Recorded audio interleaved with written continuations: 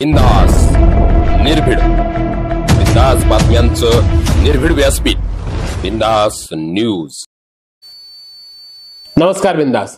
वैजापूर नगरपालिकेच्या नगर परिषदेचा बिगुल वाजल्यानंतर प्रभाग क्रमांक 12 मधून आपला उमेदवारी अर्ज डॉक्टर दिनेश परदेशी यांच्या नेतृत्वामध्ये भाजप पक्षाकडून ज्यांनी उमेदवारी अर्ज दाखल केला ते म्हणजे डॉक्टर शिंदे दाम्पत्य आणि आपल्यासोबत डॉक्टर शिंदे यांच्या सौभाग्यवती आहेत कविताताई। खूप खूप स्वागत तुमचं बिंदासमध्ये।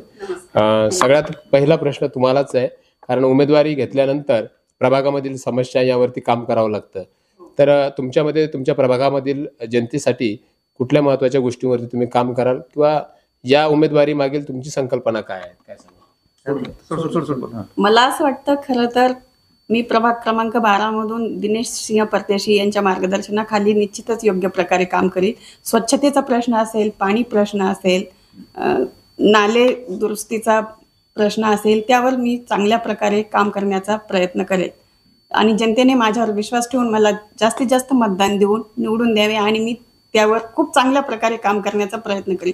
जनतेला स्वच्छ पाणी मिळणे खूप महत्त्वाचे आहे, त्याच्यावरच आरोग्य आपलं अवलंबून असतं। म्हणून पाण्याचा प्रश्न, सांडपाण्याचा प्रश्न, नाली व्यवस्थापन, कचऱ्याची विल्हेवाट व्यवस्थित प्रकारे लावण्याचा प्रश्न, हे सर्व कामे मी योग्य प्रकारे करण्याचा प्रयत्न करेन। नक्कीच आपल्यासोबत डॉक्टर शिंदे सुद्धा आहेत। सगळ्यात पहिला विषय असा आहे की पिण्याच्या पाण्याच्या विषयावरती अनेकदा चर्चा तर्कवितर्क होतात आणि स्वच्छतेचा प्रश्न असतात, तर या नेतृत्वावर विश्वास ठेवून तुम्ही उमेदवारी घेतलेली आहे, काय भावना आहेत, काय सांगा? आता आम्ही गेले 25 वर्षे वैजापूर शहरात एक डॉक्टर म्हणून प्रॅक्टिस करत आहे।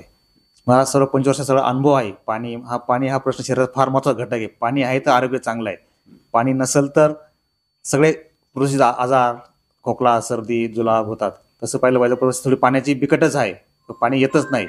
पण आता आम्ही आल्यापासून दिनेश भाऊच्या नेतृत्वाखाली मी 25 वर्षे भाऊला जवळून बघतोय। भाऊची मनाची धडपड, काम करण्याची अपेक्षा, या सगळ्या गोष्टीत भाऊ सतत काम करत असतात। त्यांच्या नेतृत्वाखाली मला त्यांनी 2दा चान्स दिला होता, पण मी काही कारणास्तव नाकारला। पहिल्यावरती मला बोलून घेतलं, तेव्हा तुम्हाला उभं राहावंच लागेल, काम करावंच लागेल आमच्याबरोबर। म्हणून भाऊबरोबर मी घ्यायचा विचार केला आणि भाऊला मी गेले 25-23 वर्ष जवळून बघतोय। त्यांची मनाची धडपड, कामाची धडपड, त्यांच्या नेतृत्वाखाली आम्ही आम्हाला तिकीट भेटलं आणि खरंच चांगलं आम्ही काम करून दाखवू। आणि मेन म्हणजे पाणी, कचरा विल्हेवाट लावणे आणि आपलं 12 नंबर वार्ड कसा सुंदर दिसेल बाकी याच्यापेक्षा, त्याचे आम्ही त्यांच्या प्रयत्न करू। सगळ्या लोकांच्या समजून घेऊ, त्यांच्या काय काय अडचणी अडीअडचणी आम्ही सतत मदत करू। तसं मी 25 वर्ष रात्रंदिवस सेवा, वैद्यकीय सेवा देतोय। कोणी असो, मी कधी उठलो नाही असं होणार नाही। रात्री 12 वाजून 2 फोन आला तर मी त्यांच्या आधी खाली असतो। आता वैद्यकीय सेवा मी सामाजिक, गरीब, श्रीमंत असं कोणीच नाही, सर्वांसारखी सारखी सेवा। आजही लोक माझे नाव काढतात, वाढेल डॉक्टर तुम्ही असलं काहीच अडचण नाही, बरोबर मला मतं देणार आहे। म्हणजे लोकांच्या चांगल्या प्रतिक्रिया येत आहेत असं? 100% लोकांच्या, म्हणजे डॉक्टर मला बघितलं ना, तुम्ही का काहीच अडचण नाही, तुम्ही बिंदास आले, असं आज म्हणजे परिस्थिती आहे।